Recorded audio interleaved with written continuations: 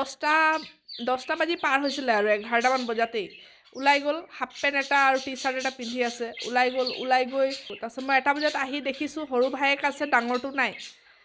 ডাঙৰটো মানে চান নাই। সি য'তে থাকক সি 2:30 3টালৈকে ঘৰত আহি পাবই মানে, কাৰণ সেইটো তাত খোৱা সময় হয়। ক'ত গ'ল, কি হ'ল, কি নাই, কোনো নাই। তাত 3টা লগৰ ল'ৰাৰ লগত তাহাঁতকো সুধিলোঁ।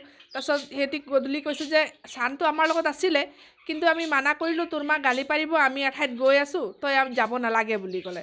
তাৰপিছত সি বোলে ঘূৰিলে তাৰ পৰা। এতিয়া ঘূৰিলে নে কি হ'ল সেই বস্তুটোৱে মই ক'ব নোৱাৰিছোঁ। সিহঁতি কোৱা মতে আমাৰ লগত নগ'ল আৰু বুলি ক'লে।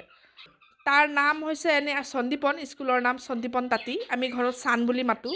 ক্লাছ 9ত পঢ়ে সি, ডন বস্কো।